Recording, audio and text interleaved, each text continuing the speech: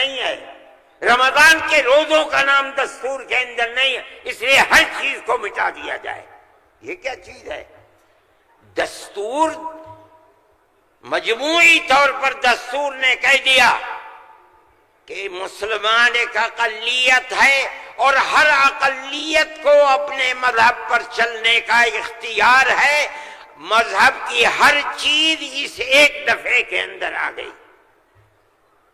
وقف کا مسئلہ، اسلام کے اندر جو چیز اسلام کی ہے مذہب، وہ چیز ہے جو قرآن کے اندر ہے ایک، دوسری وہ چیز ہے جس کو ہمارے آقا حضرت محمد صلی اللہ علیہ وسلم نے فرما دیا۔ یہی دو اسلام کی بنیادیں ہیں۔ سمجھو، قرآن کی آیت ہے، چوتھے سپارے کی پہلی آیت، لن تنالوا البر حتى تنفقوا مما تحبون۔ لن تنالوا البر، ہرگز تم جنت کو نہیں پا سکتے۔ بر کی تفسیر مفسرین جنت سے کرتے ہیں۔ اے مسلمانوں، کان کھول کر سن لو، ہرگز تم جنت کو نہیں پا سکتے یہاں تک کہ تم اپنے اس مال کو اللہ کی رضا کے لیے خرچ کرو جو تمہارے پاس ہے۔ جس مال کو سے تمہیں محبت ہے، اس مال کو تم اللہ کی رضا کے لیے خرچ کرو۔ اسلام ایسا مذہب تھوڑی ہے۔ جب یہ آیت اتری، اللہ کے نبی نے بیان فرمائی، تو نسائی کی حدیث ہے کہ ابو طلحہ انصاری رضی اللہ تعالیٰ عنہ جو ایک دولت مند آدمی تھے، وہ اللہ کے نبی کے پاس آئے اور آ کر کہا کہ یا رسول اللہ، اللہ ہم سے ہمارے مال کے بارے میں فرماتا ہے کہ اگر تم جنت کے طالب ہو تو جو مال سب سے اچھا ہے تم اس کو اللہ کے راہ میں خرچ کر دو۔ یا رسول اللہ، میرا سب سے بہترین مال فلانی زمین ہے، میں آپ کو گواہ بناتا ہوں کہ میں اس کو اللہ کے لیے وقف کرتا ہوں۔ یہ حدیث موجود ہے نسائی کے اندر۔ مذہب اور کس چیز کا نام ہے؟ جو اللہ نے فرمایا وہ مذہب ہے، جو رسول اللہ نے فرمایا وہ مذہب ہے۔ مجھے حیرت ہے کہ مودی جی ہمارے مذہب کے بارے میں فیصلہ کرتے ہیں کہ وقف کے اندر، وقف کا ذکر دستور کے اندر۔ ارے بابا، دستور کے اندر مذہب اسلام کو، ہر اقلیت کو اپنا مذہب قبول کرنے کا اختیار آزادی کے ساتھ ہے۔ یہ ہمارا مذہب ہے، وقف ہمارا مذہب ہے۔ اللہ نے فرمایا، رسول اللہ نے فرمایا۔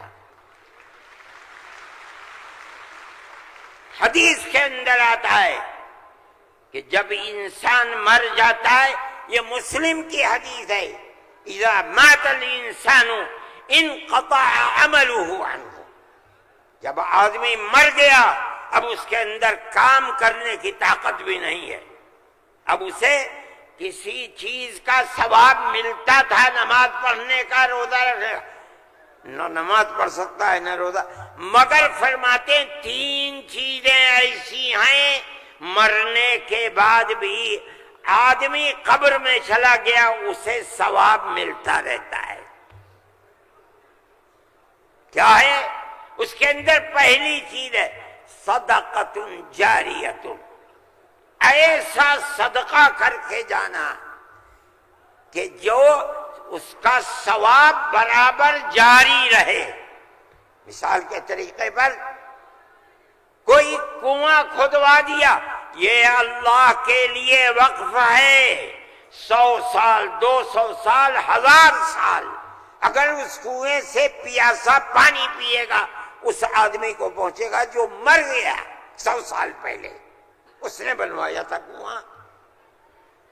اسی لیے مسلم کی روایت ہے اور وہ اس کے شارح امام نووی فرماتے ہیں کہ مراد اس سے وقف ہے۔ یہ قرآن و حدیث میں آپ کو سنا رہا ہوں. مجھے حیرت ہے کہ ہندوستان جیسے ملک کا وزیر اعظم ایسی بات کہہ رہا ہے. ارے بابا، کیا زکوٰۃ کا ذکر آئے گا دستور کے اندر؟ کیا نماز کا ذکر آئے گا دستور کے اندر؟ کل کو کھڑے ہو کے یہ کہہ دو کہ نماز کا ذکر دستور میں نہیں ہے اس لیے نماز نہیں پڑھنے دی جائے گی. زکوٰۃ دستور میں نہیں ہے، زکوٰۃ نہیں کرے. میں سوچتا ہوں کہ اللہ، ملک کا کون بول رہا ہے؟ وزیر اعظم. اور ایسی چیز بول رہا ہے جس کے نہ سر ہے نہ پر ہے. ہم اس کے مخالف ہیں. ہم کہتے ہیں پڑھو، خود نہیں پڑھتے، پڑھے ہوئوں کو بلاؤ، ان سے پوچھو دین کیا ہے، مذہب کیا ہے، ہم بتائیں گے. ہمارا ملک ہے، ہم ہمیشہ سے اس ملک میں رہتے آئے ہیں. اگر ہندو کی ذات برہمن ہے، جاؤ کشمیر میں مسلمان بھی برہمن ہے. اگر ہندو تیاگی ہے، مسلمان بھی تیاگی ہے. اگر ہندو راجپوت ہے، مسلمان بھی راجپوت ہے. ہم کہاں سے آئے ہیں؟ ہم تو اسی ملک کے رہنے والے ہیں. جس کو ہندو کوئی مذہب پسند ہے وہ ہندو مذہب کے اوپر ہے. جسے عیسائی مذہب پسند ہے وہ عیسائی بن گیا. جسے سکھ مذہب پسند ہے وہ سکھ بن گیا. جسے اسلام مذہب پسند ہے وہ مسلمان بن گیا. لیکن جس طرح ایک گھر کے اندر 5 بیٹے ہیں، ایک ٹھگنا ہے، ایک لمبا ہے، ایک کالا ہے، ایک گورا ہے، یہ اختلاف باپ اور ماں کے اندر اختلاف کو پیدا نہیں کرتا. اسی طرح ہمارا مذہب ہے کہ آدمی کسی بھی مذہب کو اختیار کر لے، لیکن ہندوستانی ہونے میں ملکی اعتبار سے کوئی فرق نہیں ہے. ہمارا مذہب ہے، ہم اس کو مانتے ہیں اور یہی ایک حقیقت ہے. لیکن برا ہو اس نفرت کی سیاست کا. ایک ایسی بات کہہ رہے ہیں جس کے نہ سر ہے نہ پیر ہے. ایسا معلوم ہوتا ہے جیسے ہر مذہب کی ایک ایک جزئی چیز کو دستور میں ہندوستان کے اگر لایا جائے گا تو وہ دستور ہوگا، نہیں لایا جائے گا دستور نہیں ہوگا. لیکن میں کہتا ہوں کہ یہ غلط ہے. مودی جی کو ایسی کچی بات نہ کہنی چاہیے. لیکن دنیا ہے، ہر بات کو کہتی چلی جا رہی ہے. آپ کے برابر میں جب ملک کا پرائم منسٹر یہ باتیں کرتا ہے جس سے مسلمانوں کے خلاف نفرت ظاہر ہوتی ہے، ملک کا ہوم منسٹر ایسی باتیں کرتا ہے تو دوسرے کیوں نہ کریں گے؟ آپ نے دیکھا جھارکھنڈ کے اندر اس کے ذمہ دار بنایا گیا آسام کے چیف منسٹر کو. آسام کے چیف منسٹر کی روز کی تقریریں آپ سنیے. مسلمان کو مسلمان نہیں کہتا، اس کی زبان سے مسلمان کا نام نہیں نکلا، ہمیشہ گھس بیٹھیا کہتا ہے. میں کہتا ہوں یہ کتنی بڑی جہالت ہے. جس برادری کا وہ آدمی ہوگا اس برادری کے مسلمان بھی آسام میں ہوں گے. ہندوستان کی کوئی برادری ایسی نہیں ہے جس کے اندر مسلمان نہ ہو. وہ مسلمان کا نام لیتے ہوئے گھبراتا ہے. مگر خدا کی قدرت ہے، جو 1 مہینہ جھارکھنڈ کے اندر رات اور دن تقریریں مسلمان کے خلاف کرتا رہا، وہاں مسلمانوں کا نام لے کر ان کے خلاف بولنے والوں کا منہ کالا ہو گیا. نعرہ تکبیر، جمعیت علماء ہند، مولانا ارشد مدنی. اس کا مطلب کیا ہے؟ اس کا مطلب سمجھو. صرف یہی مطلب نہیں ہے کہ وہ تقریریں کی اور تقریریں کر کے چلے گئے. اس کا مطلب یہ ہے کہ وہ رات اور دن مسلمانوں کے خلاف زہر اگل رہے تھے.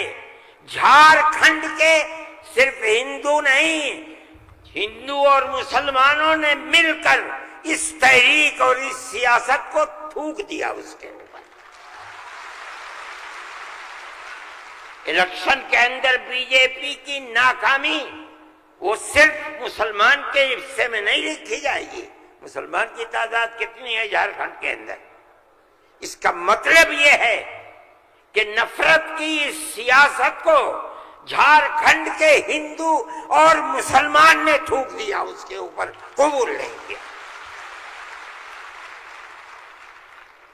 وہ آدمی جو بولتا تھا وہ اپنے صوبے کے اندر بھی جب زبان سے کوئی بات نکلتی تھی مسلمان کے خلاف آگ ہی اگلتا تھا. دیکھو ساری ہندوستان کے اندر ہندوستانی ہونے کے لیے یہ بنیاد ہے کہ جو سب سے پہلی مردم شماری تھی سن 1951 کی، جس کا نام اس مردم شماری میں ہے وہ اور اس کی اولاد ہندوستانی ہے. یہ ملک کے اندر ایک قانون بنا ہوا ہے، لیکن کانگریس، بی جے پی اور جو علاقائی پارٹیاں آسام کی ہیں سب نے مل کر جب مشرقی پاکستان کو مغربی پاکستان سے الگ کیا گیا اور ہندوستان کی طاقت نے کیا.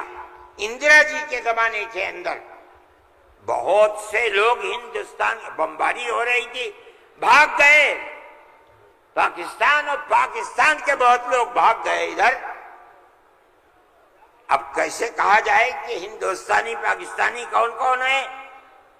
تو سب نے مل کر پارلیمنٹ نے قانون بنایا کہ 1971 کے بعد جو آیا ہے وہ ہندوستانی نہیں ہے. آسام میں 1971 کی مردم شماری میں جس کا نام ہے وہ آسامی ہے، اور اس کے بعد جو آیا ہے وہ آسامی نہیں ہے. یہ قانون بنا دیا، قانون بن گیا. اب یہ حلق سے نیچے چیف منسٹر صاحب کے نہیں اتری. انہوں نے کہا کہ نہیں، سارے ملک کا دستور ایک ہونا چاہیے.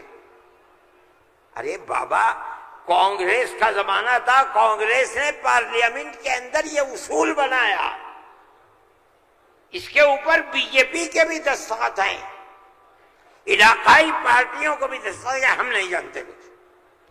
اور تقریر جیسے یہاں کر رہے تھے ویسے ہی روز تقریر وہاں کرتے تھے. 71 نہیں 51 بنے گا، 71 نہیں 51. کیوں؟ اگر 51 کو بنا دیا گیا تو کم از کم 80-90 لاکھ مسلمان اجڑ جائے گا، برباد ہو جائے گا. وہ یہ چاہتے تھے کہ مسلمان کو برباد کر دو. آسام میں جمعیت علماء وہ جماعت تھی، ہم گئے سپریم کورٹ میں، ہم نے کہا کہ جب اس زمانے کی حکومتیں متحد ہیں یہ کیسے ہو سکتا ہے؟ یہ اللہ کا احسان اور کرم ہے کہ سپریم کورٹ نے وہ فیصلہ کیا جو حق فیصلہ تھا، اور اس نے کہہ دیا کہ نہیں، آسام کے لیے سن 71 ہی رہے گا. تمام پارٹیوں نے اس کو قبول کیا ہے. اب زمانہ خراب ہو گیا، دل دکھنے لگا. وہ جو وہاں دل کے اندر مسلمانوں کے خلاف آگ تھی وہ جھارکھنڈ میں لا کر کے اگلی ہے. اللہ نے یہاں بھی منہ کالا کر دیا. میرے بھائی، جمعیت علماء کا یہ کام ہے. ہم نے اس سے پہلے ایک اور مقدمہ آسام کے سلسلے میں لڑا تھا. جب لڑکی اپنے شوہر کے ساتھ کسی دوسرے شہر میں پہنچی یہ لڑکی کہاں سے آئی؟ جو وہاں کا پردھان تھا وہ سرٹیفکیٹ دیتا تھا کہ یہ لڑکی فلاں کی ہے، باپ اس کا فلاں جگہ ہے، لڑکی یہاں رہتی ہے. اسی سرٹیفکیٹ کی بنیاد پر اسے آسامی کہا جاتا تھا. اس طرح کی لڑکیاں ہندوؤں میں 24 لاکھ اور مسلمانوں کے اندر 27 لاکھ تھی. وہاں کی فرقہ پرست طاقت کہتی تھی کہ یہ پردھان کا سرٹیفکیٹ کوئی معنی نہیں رکھتا. تنہا جمعیت علماء تھی. ہم گئے سپریم کورٹ میں، اور جو بڑے سے بڑا وکیل جو ایک ایک پیشی میں 15 لاکھ روپیہ لیتا تھا، اور اتفاق سے جو چیف جسٹس تھا وہ بھی آسامی ہی کا تھا سپریم کورٹ کا. مجھے تو بہت خطرہ تھا ان کا ہوگا کیا. 47 لاکھ عورتیں ہیں اور ان کے بچے اگر لگا لو 1.5 کروڑ، یہ کہاں جا کے بھیک مانگیں گے؟ نہ کوئی مکان خرید سکتے ہیں، نہ جائیداد خرید سکتے ہیں، نہ ان کے بچے پڑھ سکتے ہیں. یہ کیا کریں گے؟ اللہ کی قدرت کا کرشمہ ہے کہ اس کے اندر بھی جمعیت علماء کو ایسی کامیابی ہوئی کہ مسئلہ ختم ہو گیا. 47 لاکھ ہندو مسلمان جینے کا حق انہیں مل گیا. یہ ایک چیز ہے. جمعیت علماء ہندو مسلم کی بات نہیں کرتی، ہمیں اس سے کوئی مطلب نہیں. جمعیت ہم علماء یہ کہتے ہیں مولانا ارشد مدنی، نعرہ تکبیر، مولانا ارشد مدنی قدم بڑھاؤ. جمعیت علماء ہند، ہم یہ کہتے ہیں کہ ہم ہر ایک کے لیے کام کرتے ہیں. جمعیت علماء کا یہ کردار ہے. ابھی آپ کے سامنے بلڈوزر کی تحریک آئی، ہم نے یہ دیکھا کہ چیز دن بدن بڑھتی جا رہی ہے، اور اس آگ کے اندر یہ نہیں کہا جا سکتا کہ 100% مسلمان ہے، لیکن 95% مسلمانوں کے گھر گرائے جا رہے ہیں. سارے ہندوستان میں جمعیت علماء ہند سپریم کورٹ میں گئی اور ہم نے جا کر کے یہ بات رکھی. تحریک چلتی رہی. ہم نے یہ بات کہی کہ یہ کیسے ہو سکتا ہے جس گھر کو ماں باپ نے بنایا، اس گھر کے اندر ایک لڑکے نے کوئی کام ایسا کر دیا کہ جو کام گورنمنٹ کے خلاف ہے، آپ کی سیاست کے خلاف ہے، آپ اس مکان کو بلڈوزر چلا کر گرا دیں. وہ ماں باپ کہاں جائیں گے بوڑھے؟ اس کی بیوی بچے کہاں جائیں گے؟ اس کی بہن بھائی کہاں جائیں گی؟ اس کی اولاد کہاں جائے گی؟ بھئی آپ اس کو پکڑ کر کے جیل میں ڈالیے. یہ اپنی زندگی کو صاف دکھلانے کے لیے مقدمہ لڑے گا. آپ اس کے گھر کو کیسے گرا سکتے ہیں؟ مگر یہ بات کسی کی سمجھ میں نہیں آتی تھی. ہم اللہ کا شکر ادا کرتے ہیں کہ ہماری اس آواز کو اللہ نے قبول فرمایا، اور اس طرح قبول فرمایا کہ اب کون مائی کا لال ہے؟ ذرا گھر کا توڑ کے تو دکھ رہا ہے.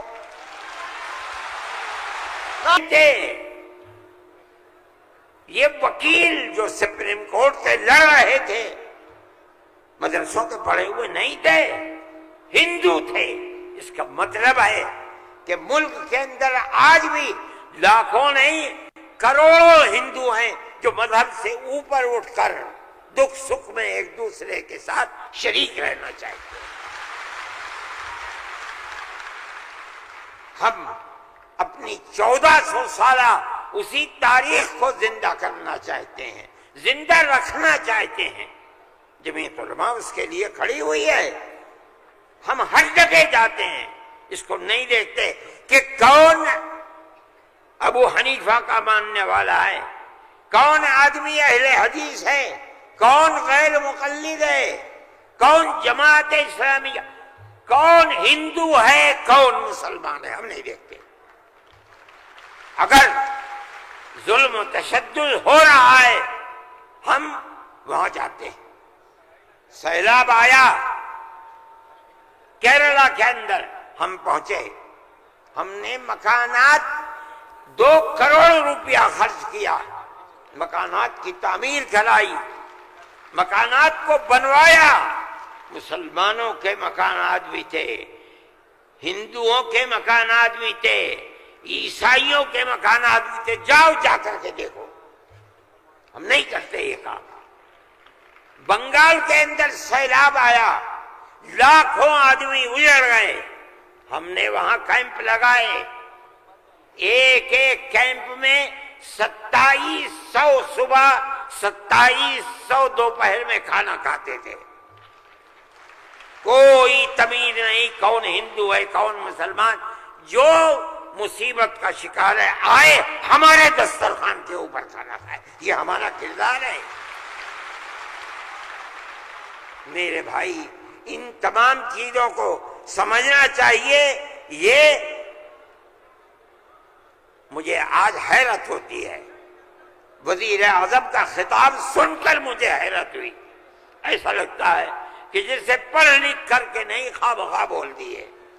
چیف منسٹر کے خطاب کو آج میں نے سنا، میں نہیں سنتا ہوں زیادہ، مجھے فرصت ہی نہیں ملتی پڑھنے پڑھانے سے، میں کہاں سے سنوں گا؟ جو خطاب ان کے جھارکھنڈ میں ہوئی ہے، مجھے حیرت ہوئی، مگر زیادہ حیرت نہیں ہوئی اس لیے کہ وہ زخم خوردہ ہیں۔ سپریم کورٹ کے فیصلے نے ان کے مزاج کے اندر گڑبڑی پیدا کر دی ہے، اس لیے وہ ایسی بات کہتے ہیں۔ سب لوگ اسی ملک کے رہنے والے ہیں، جو اس ملک کا ہے اس کو مکمل اختیار ہے۔ دستور ہماری بنیاد ہے، ہم اس دستور کو زندہ رکھنا چاہتے ہیں۔ اگر کوئی اس دستور کے خلاف جائے گا، ہم کورٹ میں گئے، بار بار گئے، ہمیں سپریم کورٹ سے پورا حق ملا ہے، ہم اللہ کا شکر ادا کرتے ہیں۔ ہمیں حق دینے والے مسلمان نہیں ہیں۔ 100% سپریم کورٹ کے جج جہاں ہمارے فیصلے گئے وہ ہندو تھے، ہندوؤں نے فیصلے کیے ہیں۔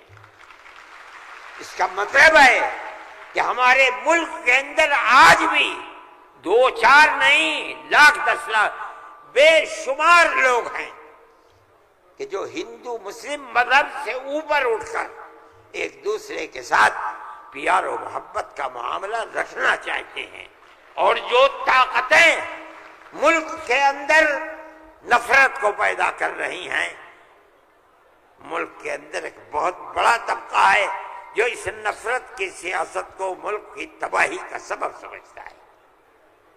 جمعیت علماء کی یہ تحریک ہے، ہم اسی لیے آپ کے پاس آئے ہیں۔ ہم وقف بل کو ایک مذہبی مسئلہ سمجھتے ہیں، آپ اس بات کو سمجھیے۔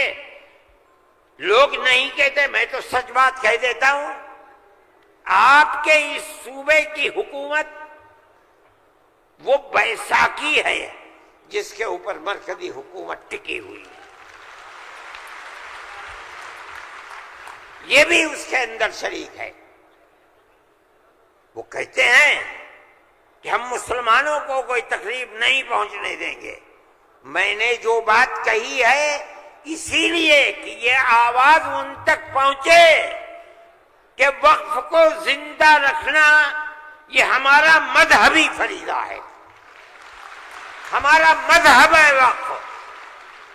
اگر آپ اس کی تائید کریں گے تو مسلمان خود فیصلہ کرے کہ آپ کی گورنمنٹ آپ کے مذہب کو زندہ رکھنا چاہتی ہے یا آگ لگانا چاہتی ہے۔ جمعیت علماء ہند زندہ باد، مولانا ارشد مدنی، قدم بڑھاؤ، نعرہ تکبیر، اللہ اکبر، ارشد مدنی قدم بڑھاؤ، ہم تمہارے ساتھ ہیں، جمعیت علماء ہند۔ زندہ باد۔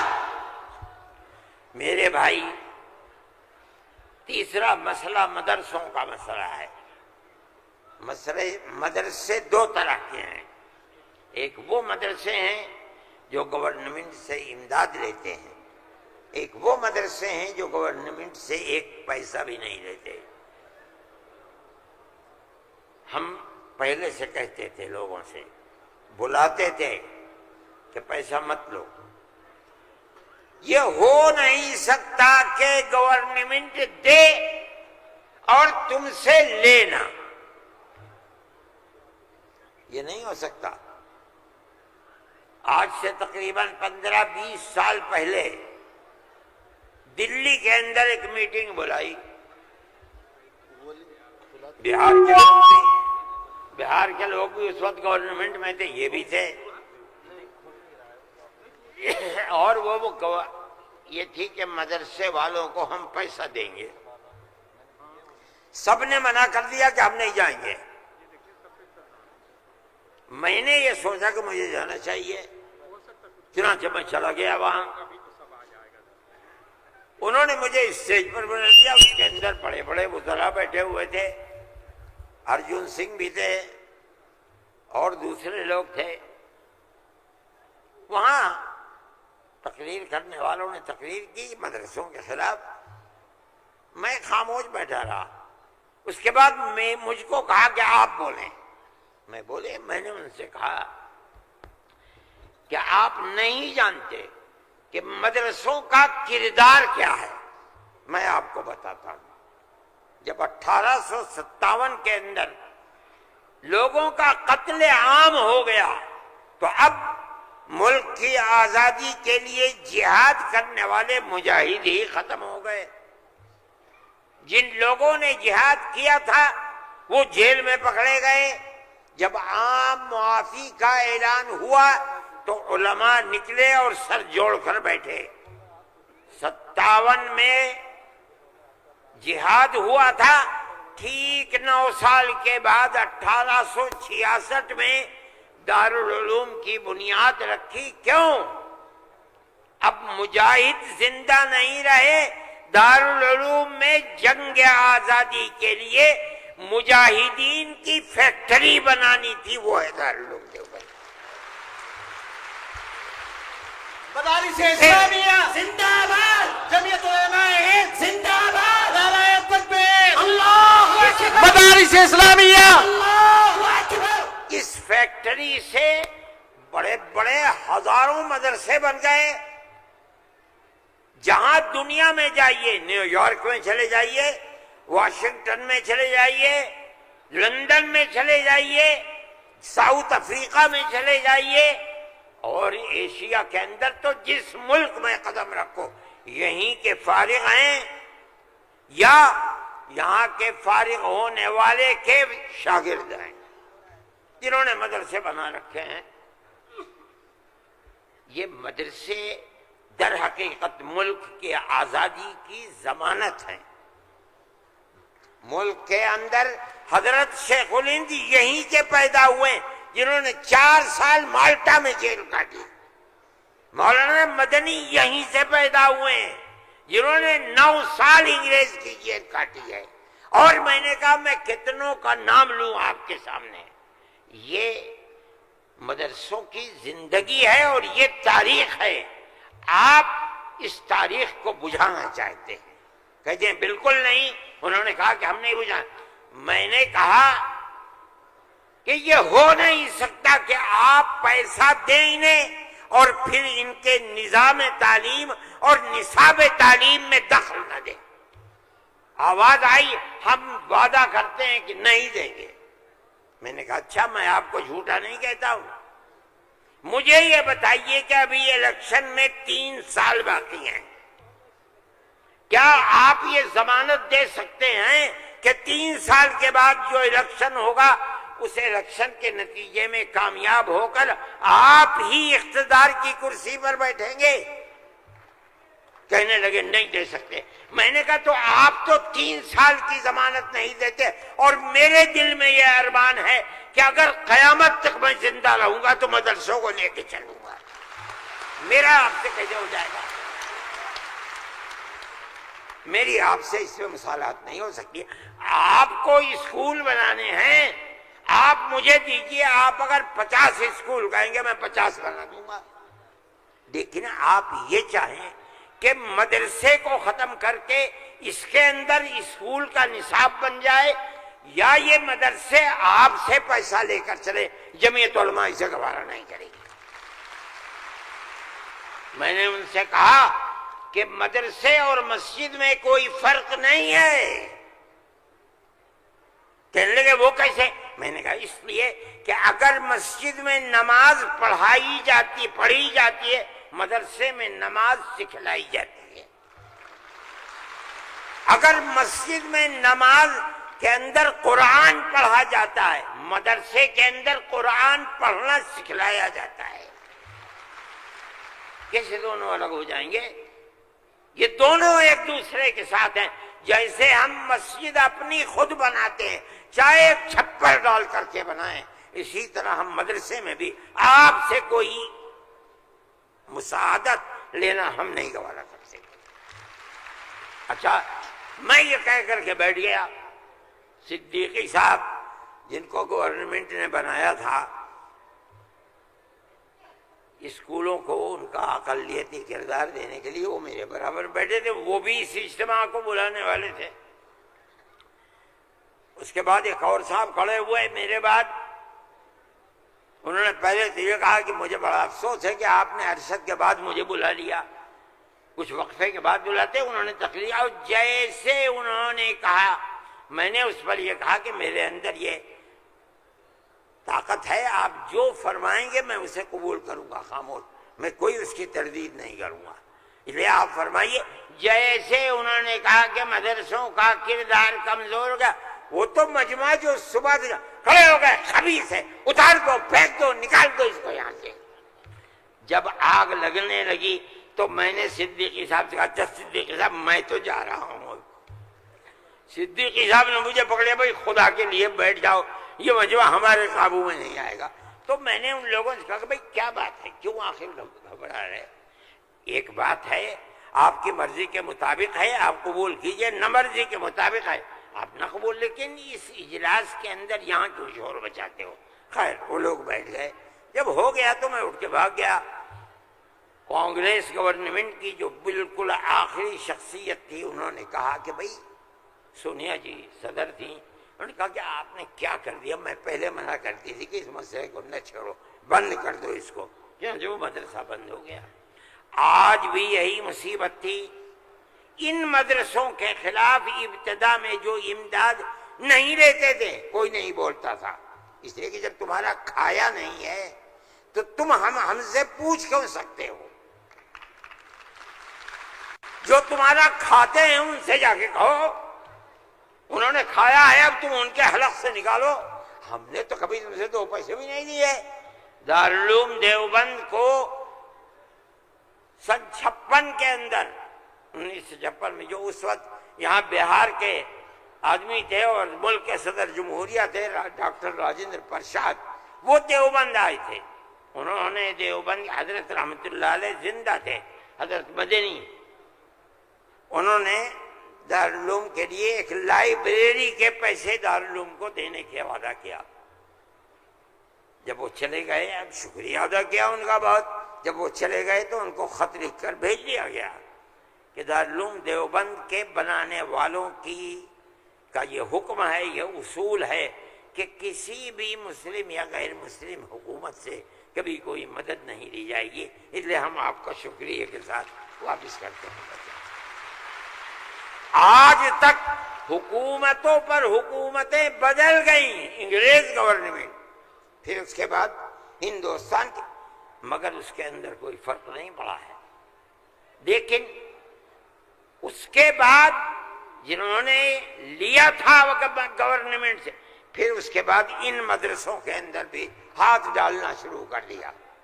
جمعیت علماء اس سلسلے کے اندر کورٹ میں گئی، اگرچہ ان مدارس کے سلسلے میں کوئی فیصلہ ابھی تک نہیں آیا، لیکن ہم یہ سمجھتے ہیں کہ قانونی اور دستوری اعتبار سے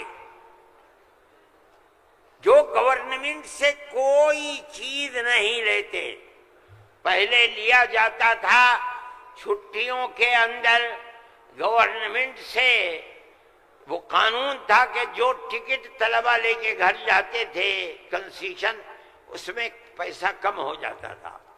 جب گورنمنٹ کی نظریں بدلنی شروع ہوئی، دارالعلوم نے بند کر دیا، اس کو ہم نہیں لیتے۔ یہ بات ہم نے کہی، یہ اللہ کا بڑا احسان ہے کہ جو تبصرہ آیا، ابھی تک فیصلہ نہیں آیا، وہ تبصرہ بھی حق کے اندر ہے۔ انشاءاللہ جب گورنمنٹ سے کوئی تعلق ہی نہیں ہے اور دستور کی دفعات 25 اور 26 اقلیت کو یہ حق دیتی ہے کہ وہ اپنے اداروں کو قائم کر لے، کوئی رکاوٹ نہیں ہے، تو ہمارے مذہبی اداروں کے اوپر کیسے رکاوٹ ہو سکتی ہے؟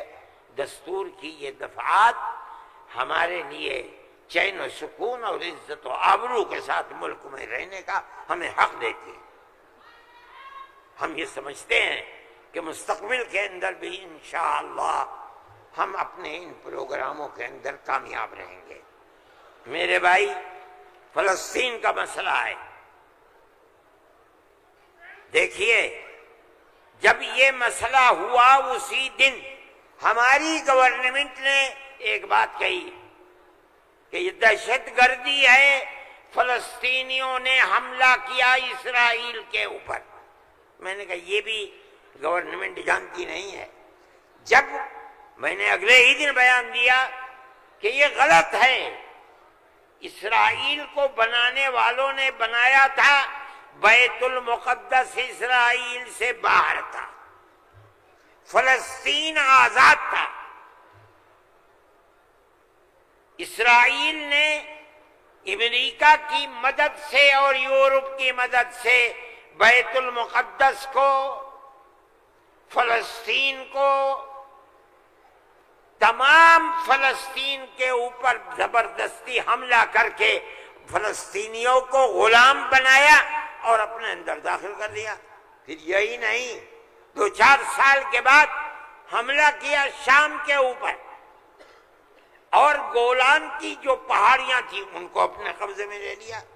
جب اسرائیل بنا، نہ فلسطین، نہ بیت المقدس، نہ گولان کی پہاڑیاں، کوئی چیز فلسطین میں نہیں تھی۔ اب فلسطینی اٹھے اپنی آزادی کے لیے۔ اگر تم ان کو دہشت گرد کہتے ہو تو میں کہتا ہوں گاندھی جی بھی دہشت گرد تھے۔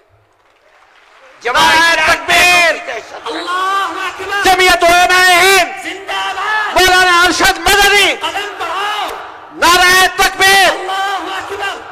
اس کے بعد سے پھر کبھی یہ بات نہیں آئی، لیکن میں یہ کہتا ہوں کہ جس نظریے کو لے کر اٹھے، اس کا مطلب یہ ہے کہ کچھ جانتے بوجھتے نہیں ہے۔ کیسے کہہ دیا انہوں نے؟ ان کو دیکھنا چاہیے تھا تاریخ، اگر خود نہیں پڑھتے، پڑھے ہوئے لوگوں سے پوچھنا چاہیے تھا، وہ بتاتے آپ کو کہ ہو کیا رہا ہے۔ میرے بھائی، میں یہ بات کہتا ہوں کہ جمعیت علماء کی ایک تاریخ ہے، اور جمعیت علماء اس چیز کے اوپر ہے۔ ہمارا اس وقت کا مسئلہ صرف ایک ہی مسئلہ نہیں، بہت مسائل ہے، لیکن وقف ترمیمی بل کا مسئلہ بھی یہی ہے، جس کو جان لے کہ یہ ہمارا مذہب ہے۔ ہم یہ کہتے ہیں بہار کی گورنمنٹ کو بھی، آندھرا گورنمنٹ کو بھی اگر وہ کریں گے تو اس کا مطلب یہ ہے کہ مسلمان کے پیٹ کے اندر چھرا گھونپیں گے اور مسلمان کے مذہب کو آگ لگانا چاہتے ہیں۔ مسلمان کو سوچ لینا چاہیے کہ وہ کیا کرے گا اور مستقبل کے اندر اسے اس جنجال کو کس طرح نمٹانا ہے۔ ہم ایک بات کہہ رہے ہیں اور ہمیں یہ کہنے کا حق ہے، اس لیے کہ دستور کے خلاف ہے۔ دستور نے ہمیں مذہبی آزادی دی ہے۔ آپ وقف کو مذہب نہیں سمجھتے، لیکن اس لیے نہیں سمجھتے کہ نہ آپ قرآن کو جانتے ہیں، نہ آپ حدیث کو جانتے ہیں۔ حضرت عمر رضی اللہ تعالی عنہ نے اپنا ایک باغ وقف کرنے کی نبی کریم علیہ السلام سے اجازت چاہیے، جو خیبر میں تھا۔ آپ نے فرمایا میری رائے یہ ہے کہ تم باغ کو وقف مت کرو، بلکہ باغ کے کی کھجوروں کو وقف کر دو فقراء اور مساکین کے لیے، اس لیے کہ باغ تمہارا رہے گا، باغ اس کا محتاج ہے کہ تم اس کی دیکھ بھال کرو، وقف کر دو گے کوئی دیکھ بھال نہیں کرے گا۔ باغ تمہارا ہے، تم اس کی دیکھ بھال کرو، جو پھل اس کے اوپر آئے گا وہ فقیروں کو اور محتاجوں کو تقسیم کر دو۔ انہوں نے ایسے ہی کر دیا۔ میرے بھائی وقف 1400 سال سے چلا آ رہا ہے، اللہ نے قرآن میں فرمایا ہے، رسول اللہ نے حدیث کے اندر فرمایا ہے، اور چونکہ یہ مجلس اس کی نہیں ہے ورنہ تو بے شمار اوقاف ہیں، خود نبی کریم علیہ السلام نے اپنی زندگی کے اندر وقف کیے ہیں۔ یہ ہمارا مذہب ہے، آپ کیوں اس کے اندر دخل دیتے ہیں؟ آپ یہ کہیں کہ دستور میں لکھا ہوا نہیں ہے، اس کا مطلب یہ ہے کہ آپ یہ نہیں مانتے کہ مسلمان کو آزادی ہے اپنے مذہب کی حفاظت کی، آپ یہ نہیں جانتے ایک ایک مذہب کی جزیات کو دستور کے اندر جمع کرنا ممکن نہیں ہے۔ مذہب اسلام تو آدمی کے پیدا ہونے سے پہلے موت کے بعد تک قبر کے اندر جو صورتحال ہوتی ہے، اسلام اس سب کو اپنے احاطے میں لیے ہوئے، آپ کے دستور میں کتنی گنجائش ہوگی اس کی؟ یہ بات کہہ دیا کہ ہمیں اپنے مذہب پر چلنے اور اپنانے کا حق ہے، اسے زندہ رہنے کا حق ہے۔ ہم یہ بات کہہ رہے ہیں، ہم نہیں چاہتے کہ کوئی دوسرا اس کے اندر دخل اندازی کرے۔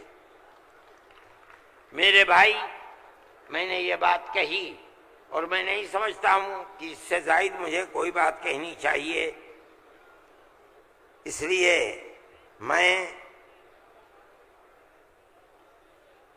آپ حضرات سے کہ تشریف آوری کا شکریہ ادا کرتا ہوں۔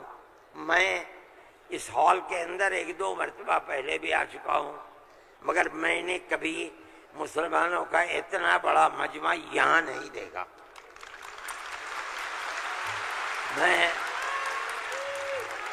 میں آپ نعرہ تکبیر، جمعیت علماء زندہ باد۔ میں آپ حضرات کا شکریہ ادا کرتا ہوں اس لیے کہ یہ سب جگہ شہرت تھی کہ اس اجلاس کا مقصد وقف ترمیمی بل کی مخالفت ہے۔ اس کا مطلب ہے کہ بہار کا مسلمان ہر اس طاقت کا مخالف ہوگا جو وقف ترمیمی بل کی تائید کرے گا۔ اس لیے آپ حضرات کا اس گرم جوشی کے ساتھ یہاں آنا، میں جمعیت علماء کے خادم کی حیثیت سے آپ کا شکریہ ادا کرتا ہوں۔ اللہ آپ کو خوش رکھے، خیر و عافیت کے ساتھ رکھے، آپ اپنے مذہب کو سینے سے لگائے ہوئے زندہ رہیں اور مذہب کو خدا کرے زندہ رکھے۔ میں آپ سب حضرات کا شکر گزار ہوں، جو لوگ باہر سے آئے ہیں میں ان کا بھی شکریہ ادا کرتا ہوں۔ جن لوگوں نے پٹنے کے رہنے والوں نے، قادری صاحب کے صاحبزادے اور جمعیت علماء کے ورکرز جو یہاں کے ہیں یا باہر کے رہنے والے ہیں پٹنے کے علاوہ کے، جن لوگوں نے کوشش کی ہے، جمعیت علماء کے دل میں اس کی بڑی قدر ہے۔ اللہ تعالیٰ ان کی کوششوں کو قبول فرمائے اور حکومت کو کسی بھی ایسے کام سے جو صوبے کے اندر یا ملک کے اندر مسلمانوں کی دل آزاری کا سبب بنے اس سے باز رکھے، اور خدا کرے کہ اس ملک کے اندر امن و امان، پیار و محبت مذہب سے اوپر اٹھ کر ہندو اور مسلمان سب مل جل کر اپنی پرانی تاریخ کو یاد کریں اور زندہ کریں۔ مسلمان اور ہندو گاؤں در گاؤں آج سے نہیں 1300 سال سے رہتا چلا آ رہا ہے، کہیں تو کوئی جھگڑا نہیں ہے۔ آج کون سی ملک کے اوپر آفت ہے کہ آگ لگانے ہی کے اوپر سیاست کی بنیاد رکھی ہوئی ہے۔ ہم اس کے مخالف ہیں، ہم اس کو پسند نہیں کرتے ہیں۔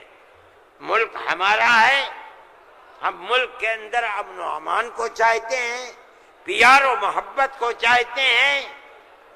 جس طرح ہندو کا حق ہے مسلمان کا بھی حق ہے، ایک دوسرے کے ساتھ پیار و محبت کرنی چاہیے۔ میں ہر مسلمان سے کہتا ہوں، چاہے گھر ہو، محلے میں ہو، دکان پر ہو، بازار میں ہو، اسکول میں ہو یا اپنے کھیت میں ہو، اپنے پڑوسی ہندو کو اپنا بھائی سمجھو، ایک دوسرے کے ساتھ پیار و محبت کرو، جو ضرورت مند ہے اس کی ضرورت کو پورا کرو۔ تمہارا یہ عمل تمہارا مذہبی عمل ہے، یاد رکھنا۔ یہ نہیں کہ میں کہہ رہا ہوں، جمعیت علماء کا نہیں، قرآن و حدیث یہی کہتا ہے۔ اس لیے آپ اپنی اس محبت بھری زندگی کو دنیا کے سامنے پیش کریں۔ میں ارباب مدارس سے بھی کہتا ہوں، وہ جہاں جائیں، جہاں رہیں، جہاں مدرسہ چلائیں، ایک دوسرے کے ساتھ انس، ہندو مسلمان کو قریب کرنے کی اپنی تحریک کو زندگی عطا فرمائیں، جو آپ کی تحریک نہیں ہے، اسلام کی دی ہوئی تحریک ہے۔ اللہ ملک کے اندر امن و امان کو قائم رکھے، پیار و محبت کو زندگی عطا فرمائے۔ میں ڈاکٹر صاحب، صدر صاحب، جنرل سیکریٹری صاحب بہار، ان سب کا تہہ دل سے شکریہ ادا کرتا ہوں۔ اللہ ان کی کوششوں کو کامیاب فرمائے اور اس اجتماع کو اپنے مقاصد کے اندر کامیابی عطا فرمائے۔ وصلی اللہ تعالی علی خیر خلقہ سیدنا اللہم انا نشہدک انت اللہ لا الہ الا انت الاحد الصمد الذي لم يلد ولم يولد ولم يكن له كفوا احد۔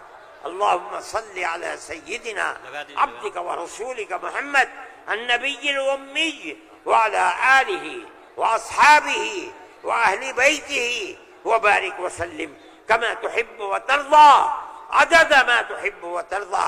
اے اللہ ہماری حاضری کو قبول فرما، اے اللہ اس جلسے کو قبول فرما، اے اللہ جس مقصد کے لیے جلسے کو بنایا گیا ہے، بلایا گیا ہے، اس مقصد میں کامیابی عطا فرما۔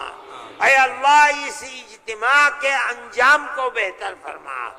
اے اللہ پیار و محبت کی ہماری تاریخ کو زندہ و جاوید فرما۔ جو طاقتیں اس پیار و محبت کے بندھن کو آگ لگانا چاہتی ہیں، اے اللہ اپنے کرم سے انہیں خائب و خاسر فرما دے، ذلیل و رسوا فرما دے۔ ملک کے اندر چین و سکون، عزت و آبرو اور امن کی سیاست کو قائم فرما۔ اے اللہ ہماری دنیا کو بھی آباد فرما، ہماری آخرت کو بھی آباد فرما۔ ہم جس طرح خیر و عافیت کے ساتھ یہاں تک آئے ہیں، ہمیں خیر و عافیت کے ساتھ اپنے گھروں تک پہنچا۔ اے پروردگار ہمیں رزق حلال عطا فرما، شرور و فتن سے محفوظ فرما۔ ہماری اولاد کو عزت و آبرو، عفت و پاکدامنی عطا فرما، حیا ایمانی عطا فرما۔ ہمارے بیماروں کو شفا عطا فرما۔ اے اللہ جب وقت آئے تو ایمان پر خاتمہ عطا فرما۔ اے اللہ موت کے بعد قیامت کے دن آقا نامدار حضرت محمد صلی اللہ علیہ وسلم کی شفاعت میسر فرما اور اپنی جنت میں جگہ عطا فرما۔ وصلی اللہ تعالی علی خیر خلقہ سیدنا۔ تمام لوگ ایک نمبر کیسے بڑھیں گے؟ ارشد مدنی، ارشد مدنی آگے بڑھو، ہم تمہارے ساتھ ہیں۔ ارشد مدنی آگے بڑھو، ہم تم مولانا لگائیے۔ مولانا ارشد مدنی زندہ باد، مولانا ارشد مدنی زندہ باد، ہندوستان زندہ باد، ہندوستان زندہ باد، ہندوستان زندہ باد، مولانا ارشد مدنی زندہ باد، مولانا ارشد مدنی زندہ باد۔ نعرہ تکبیر، اللہ اکبر، نعرہ تکبیر، اللہ اکبر، نعرہ تکبیر، اللہ اکبر۔ ارشد مدنی آگے بڑھو، ہم تمہارے ساتھ ہیں۔ ارشد مدنی آگے بڑھو، ہم تمہارے ساتھ ہیں، ارشد مدنی آگے بڑھو، ہم تمہارے ساتھ ہیں، جمعیت علماء ہند زندہ باد، جمعیت علماء بہار زندہ باد، ارشد مدنی زندہ باد، صدر جمعیت علماء ہند زندہ باد، جمعیت علماء ہند زندہ باد، ارشد مدنی زندہ باد، ارشد مدنی آگے زندہ بڑھو، باد، ہم تمہارے ساتھ ہیں، ارشد مدنی آگے بڑھو، ہم تمہارے ساتھ ہیں، ارشد مدنی آگے بڑھو، ہم تمہارے ساتھ ہیں، صدر جمعیت علماء زندہ باد، صدر جمعیت علماء زندہ باد، صدر جمعیت علماء زندہ باد، ارشد مدنی آگے بڑھو، ہم تمہارے ساتھ ہیں، ارشد مدنی آگے بڑھو، ہم تمہارے ساتھ ہیں، ارشد مدنی آگے بڑھو، ہم تمہارے ساتھ